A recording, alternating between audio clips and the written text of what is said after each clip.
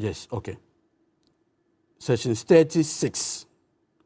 Section 30, subsection 6. It says, in the event of an emergency, the governor, the minister here, the finance minister, and the controller shall meet to decide the limit of borrowing. That should be made by government of Ghana. And the minister shall submit a report on the issue to Parliament within 7 sitting days. That has not been done. So the record will show that the governor, the finance minister, the controller have not even met to take such a decision, because the law requires that they need to have a meeting, decide on such emergency. Remember, that's what they claim they are making, that these are emergency financing to government of Ghana. More importantly, in 2016, the Bank of Ghana Act was amended.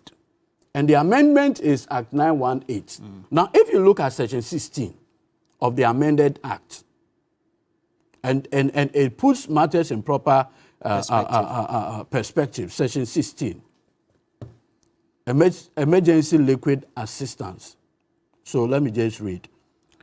So now the Section 30 that I read earlier is now amended by the insertion of subsection 7. Now, listen to subsection 7.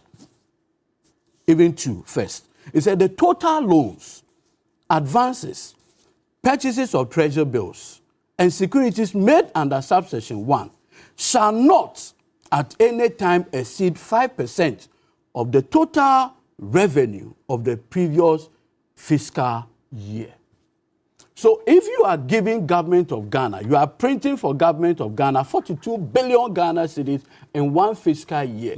What it means per the law is that 42 billion should be 5% or less. Now, if you are doing 45 billion in a year or 42 billion in a year, what it means is that the 100% should be what? In excess of 400 billion in your total revenue. Meanwhile, in 2022, total government revenue was just 75 billion Ghana cedis. So what it means is that on the face of it, the Bank of Ghana Act itself has already been what? Violated. In 2021, the 35 billion could not constitute 5% of the total year's revenue, because we did only 57 billion Ghana cedis in the year 2021 by way of tax revenue. So when you put together, the irresistible conclusion is that the Bank of Ghana, the governor, the board, the 2 deputies, and the board have consistently been violating the Bank of Ghana Act.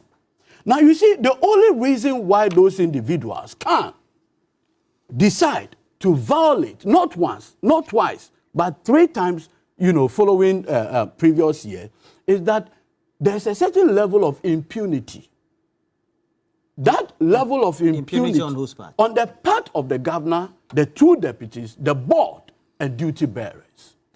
Because you see, if an act passed by Parliament, duly assented to by the President, can be violated in this reckless manner, what it tells you is that these people do not care about the laws of this country. And you see, the law itself anticipated that you could have a very reckless governor of the Bank of Ghana. So if you look at the amended act, subsection 7, it says, quote, where the total of loans, advances, and purchases of treasury bills and securities made under subsection 1 is 5%. That's even when you get to the 5% threshold.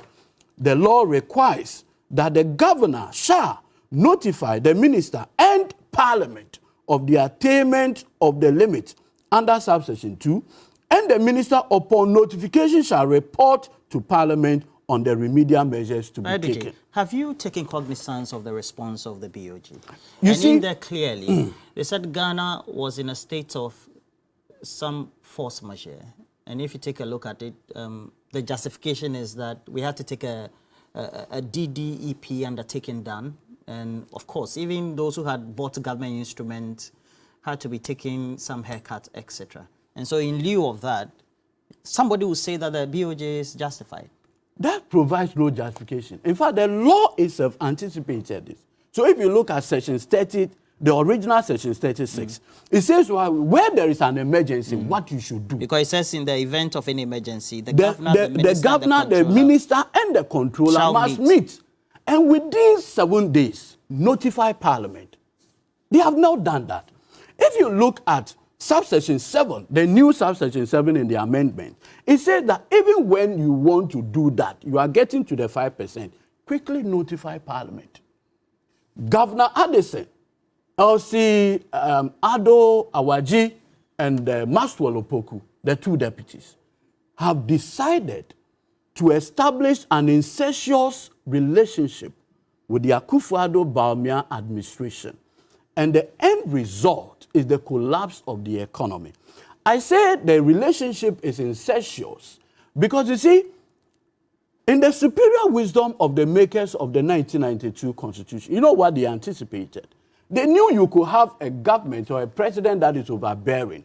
So what they did was to provide what they call functional independence, operational independence for the Bank of Ghana. In fact, if you look at Article 183, it says that the governor of the Bank of Ghana shall enjoy such securities as the justices of the Court of Appeal.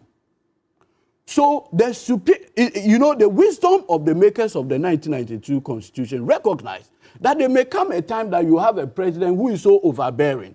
But they wanted to insulate the governor from such an overbearing president, and hence decided to give him security of tenure so that he can do his work independently. Now we have a situation where the Bank of Ghana is telling us that they have declared over 60 billion Ghana cedi losses. Mainly due to the DDEP. Now you see, that 60 billion Ghana cedis loss is enough to pay for NABCO beneficiary for 60 years. 60 years. NABCO beneficiary for 60 years. You'll be paying them for 60 years. My friend here is a youth organizer of a political party. Very well so. He's a youth organizer. Youth employment and others should be of prior interest to him. The reason why government of Ghana was not able to sustain the NABCO program is because of lack of funds. And we are being told that 60 billion Ghana cedis was given to government of Ghana and more. Okay. And with all that amount of money, we are not able to sustain NABCO. As we speak, government of Ghana is indebted to NABCO trainees, correct? So where did the 60 billion go? Beyond that, we owe many areas. Where is the money? The second part, we even talk about UK scholarship. The 60 billion, where is it? It's in the DDEP. No. You see, what the DDEP simply means is that, you see, when Bank of Ghana lends to central government is supposed to pay the interest and the principal. Certainly. Now, central government now comes to you and say, we are unable to pay the interest and principal. So do the DDEP for us. Correct. But we need to know what government of Ghana first used that 60 billion for.